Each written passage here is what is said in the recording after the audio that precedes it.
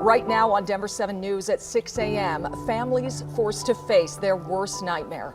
We just hear all kinds of gunshots going off. 21 innocent lives lost after a shooting at a Texas elementary school. This morning, parents are still waiting to learn what happened to their child. After the shooting, they don't know where she's at. Tell us where my daughter's at. I'm Denver 7's Jessica Crawford, tracking the latest on this tragedy, plus what we're learning about the victims. As our country mourns, Colorado has learned from similar trauma. What's being done here to keep your family safe? We've had to adapt. We've had to create a culture around school safety.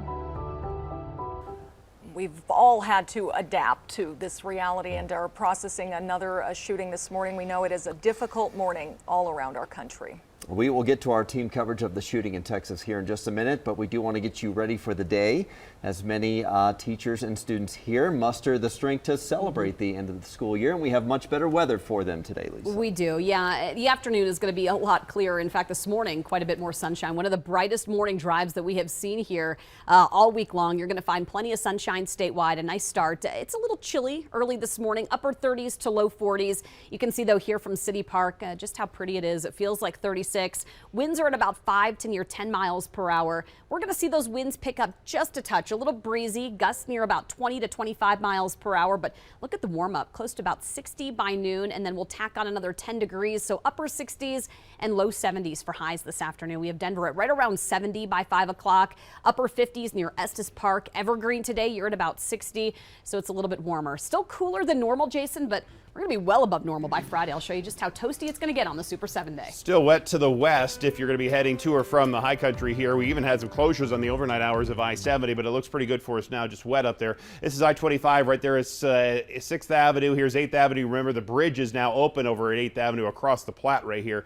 That's good news. You can see it's pretty standard stuff for us across downtown as we're just starting to get a little bit busier. Take a look at the drive across 270, which is also getting busier, whether it's on the east or westbound side, but no big problems for us in here. And you can see the drive times right now reflect that. Just very typical stuff on I-76, 270, and that drive to the south also pretty quiet for us right now.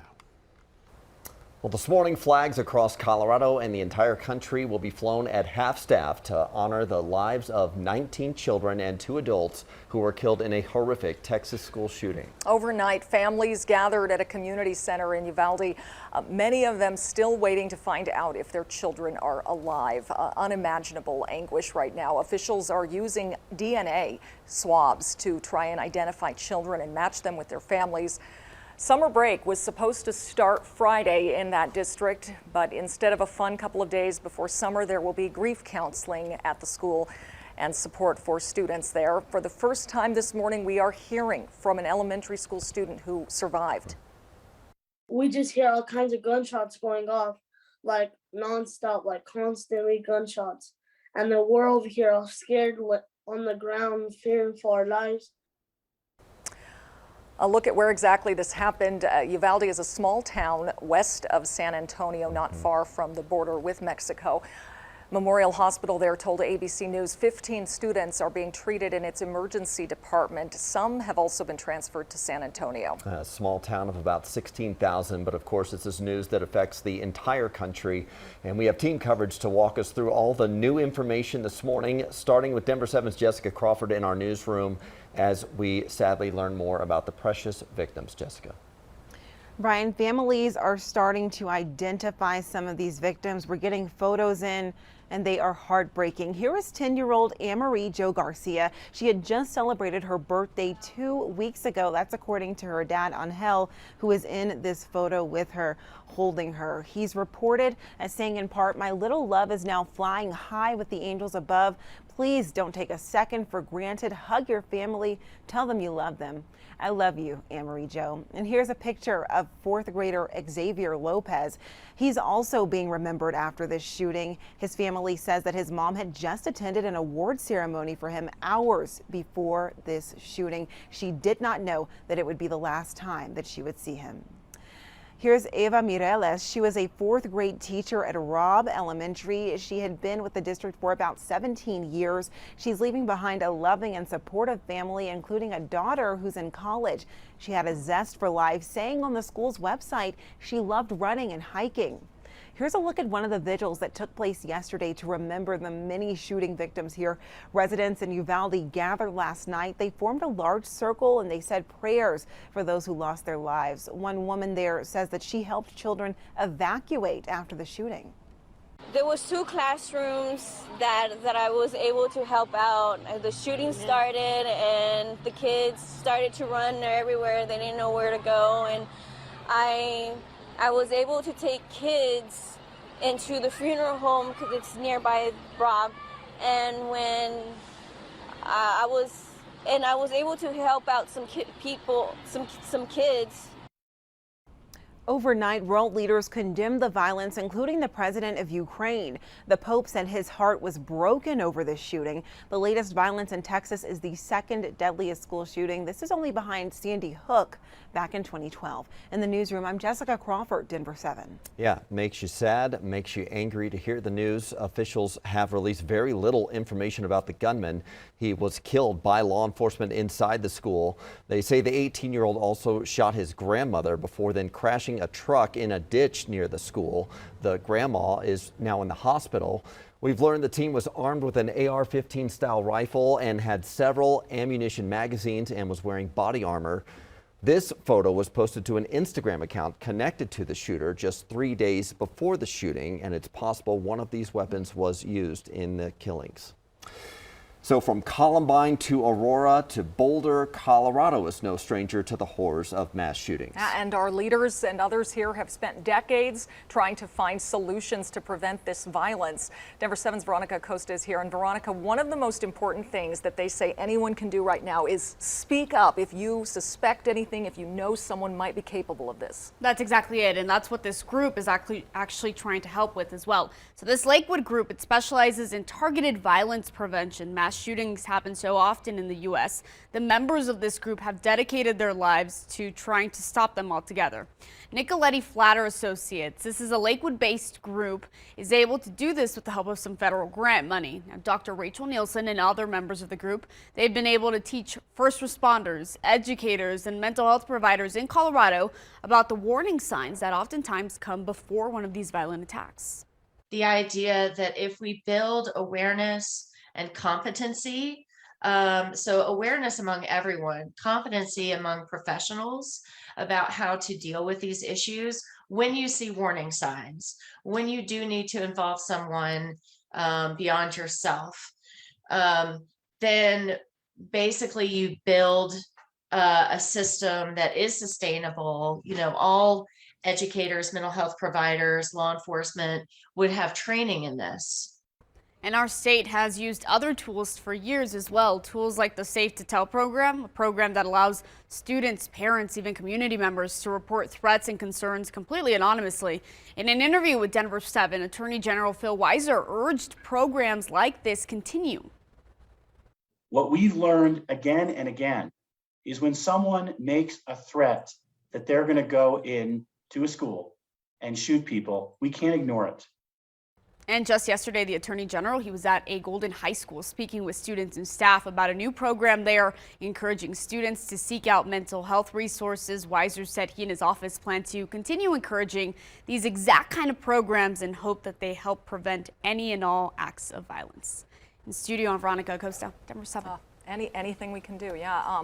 We know everyone is processing what happened in a different way right now. There is anger, there's sadness, there's fear, and we want to offer some help, we hope. Chief Clinical Officer Dr. Mickey Burns with Judy's House joins us this morning. Judy's House helps grieving children and families through several situations, but thank you, Dr. Burns, for joining us this morning. It's my pleasure to be here. Thank you for having me. Well, I know many of us here have elementary aged kids, and my family was already fielding questions from our 8-year-old last night. How can we be talking with our young ones about situations like this? It's so unfortunate that we have to have these conversations, but it's much better that we, the adults who love and care about these children, are sitting down with them and listening to their fears and their concerns. So I'm so glad that your children are speaking up. I think the first most important thing for us to do is really take stock of how we're doing, and are we prepared to have this conversation and communicate love, caring, and safety to the children who are in our care. Yeah, I mean, adults also feeling the fear right now. I mean, how do we process our own fears when, we can be afraid to send them to school for these last few days here? Yes, it's so unfortunate this happened with just 2 more days left to go in the school year.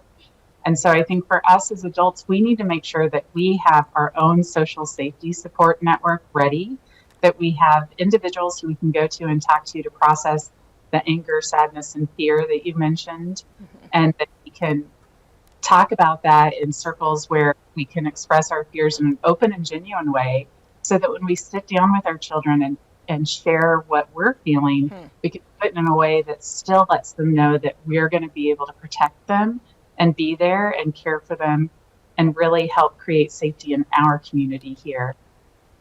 Yeah, obviously, these shootings are happening in places where we should feel safe all the time, schools being one of them. How can we support our teachers as well, who are having thoughts of their own and taking on so much more responsibility in caring for our kids? It's so important that we are supporting teachers. We're coming off of this pandemic where education was rocked just because of all the safety measures that went into place. And so I think letting our teachers know, one, how important they are. They are so often overlooked and under-resourced and underpaid. And so letting them know that we care. And I think as adults, sometimes we can also often be really critical of teachers and fail to recognize the positives that they bring showing up for work every day. They have their own lives. They have their own children who they're caring for. And so really expressing appreciation for what they do and being able to kind of be there for them too and really praise the work that they're doing. I know it makes me feel safer knowing the teachers who are with my kids. We know a lot of people are angry about this, and that's probably the least productive emotion right now, but any tips on dealing with that anger? Yes, we talk about at Judy's House how all emotions are valid. And so while anger may not be productive right now, if you have it, you got to find an outlet for it. And so I think a big part of dealing with tragedy like this is finding a way to make a difference. And so whether that's donating to a charity, giving back to a local community organization, or becoming an activist for what you think is important to be able to create change in our community, finding positive ways to channel that emotional response that you're having is really going to lead to the best outcome for everyone. And so many people are just looking for answers. How do we prevent the next tragedy like this? And we have to let lawmakers do their thing, but from a family perspective, what are some things that we can be looking for or monitoring to help prevent the next situation like this? Yeah, I think if we knew how to prevent it, we wouldn't be sitting where we are right now. But what we can do in our families and in our community is promote connection. When we think about the victims of the shooting, the families and the survivors who will continue to go on and have to live their life with this reality, reaching out to those we love and care about and really connecting with them in a meaningful way. And that includes those who are struggling with mental health issues, being able to be present for them and talk to them, even though we know that it can be difficult at times, making sure that we're reducing as much isolation as possible in our community. Dr. Mickey Burns with Judy's House, thank you so much for joining us early this morning, and hopefully this was very helpful to a lot of people to hear. My pleasure. Thank you. Of course, you can get the latest information on the shooting on the denverchannel.com and on the Denver 7 Plus app for your streaming device. Well, today, Elijah McClain's mother will be meeting with President Biden. The changes to policing he's expected to announce. And we're already talking about hurricane season. While Colorado is landlocked, it will still have an impact on us, including our gas prices. That's ahead.